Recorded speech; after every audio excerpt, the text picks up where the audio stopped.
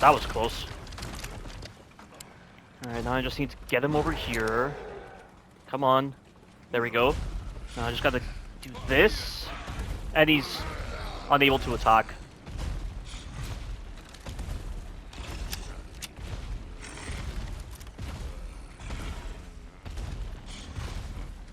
Of course, hitting his head is going to be a bit annoying.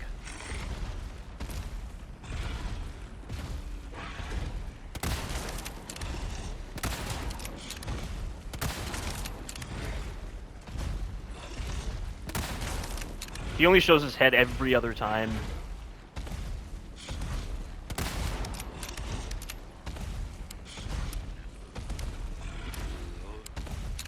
Might be better to use the pistol here, actually.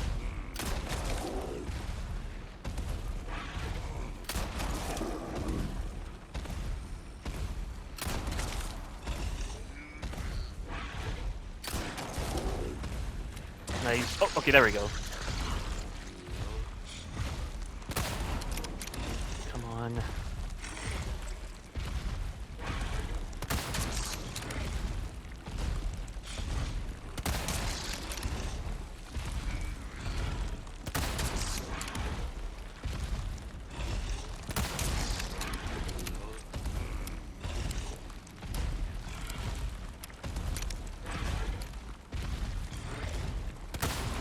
Oh, wrong time.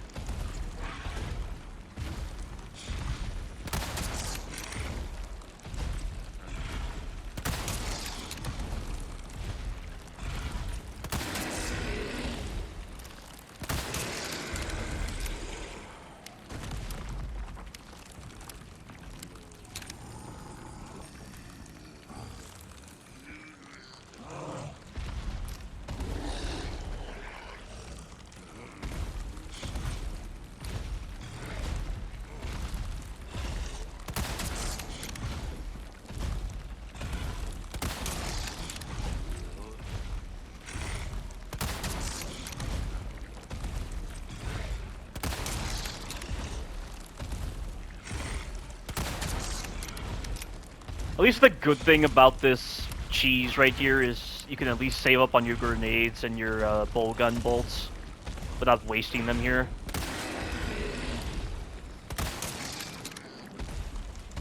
This is literally like what's preferable rather than fighting him normally, because he is just such a bullet sponge. And you have to waste time dealing with all these ganados that are just put into this encounter for no reason. Like, where did they even get this big guy from? Like, why is there just randomly like a second El Gigante here? There's just no setup for this guy at all. They took the time to set up the first El Gigante, and this guy is just bigger for no reason. And he just looks so weird with his motion. Like, why does he look like he's in slow motion? Just in the general gameplay with him.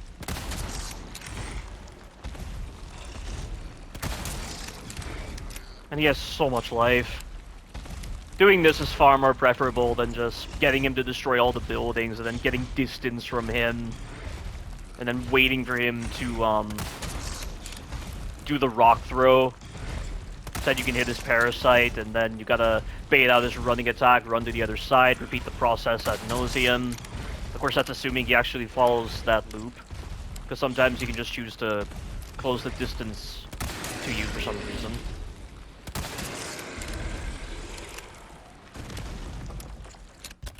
In case you're wondering, these weapons are unupgraded, just to showcase how much damage this guy takes. And I think now might be a good time to use the flash grenade. New Capcom were pretty much drunk when designing this stupid DLC, because this is literally the boss quality. And it's not because I'm using the exploit, even in the general gameplay, this guy is awful.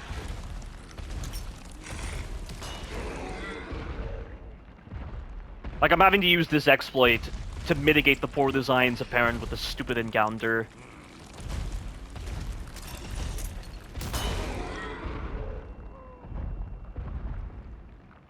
Like, this is not being used to bypass a well-designed encounter, which is feeble. This is literally being used to mitigate the poor designs at play with this guy's attacks and the other Ganados and with how long this fight takes, and just with how repetitive this entire method gets with dealing with him. And he's still alive somehow. Like, why hasn't he gone into the incapacitated state yet? That was 3 flash grenades.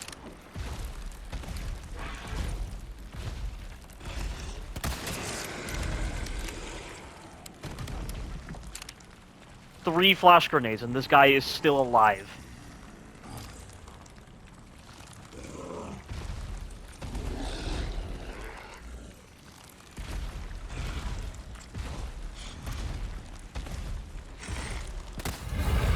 Wow.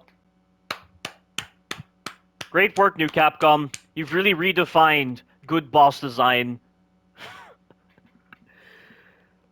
I don't think I've seen a boss design quality as bad as this, aside from like Resident Evil 0 with the infected bat, or with the final boss of Resident Evil 0, or like G4 Birkin from Resident Evil 2 OG. How can they release this DLC in this kind of state to make it where it's this easy to get this exploit?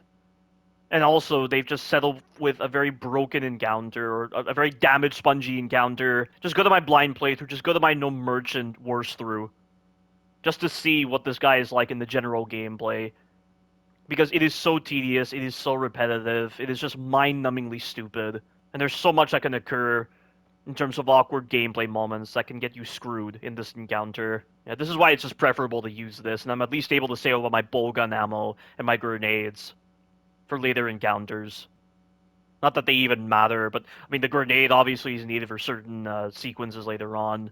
But still, though, I mean it's just so time consuming. That's why I just use the grenade and the bowgun here, and just stay on top of a roof and just spam them, and then hit his parasite occasionally. I mean this is just really retarded. I can't believe people say Separate Ways Remilk has the most diverse assortment of bosses by far. This guy is literally just the same El Gigante from before, only he moves slower, he has more life, he's resistant to flash grenades. And you have that phantasm, like that Pisanta phantasm encounter in the village area and also in the castle area, which is literally just a damage race. Nothing special about those particular encounters at all, and it makes no sense for this fantasy garbage whatsoever with the Plagas. Like, why they have settled with fantasy garbage with Resident Evil 4 Remake, I just don't understand.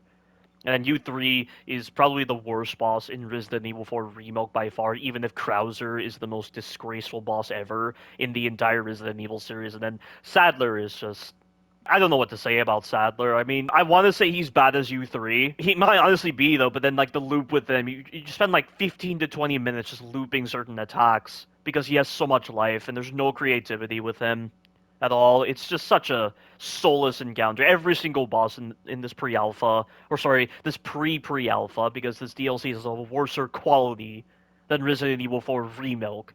Every single boss in this pre-pre-alpha is soulless, tedious, broken, badly designed, and so lifeless, and so unfinished.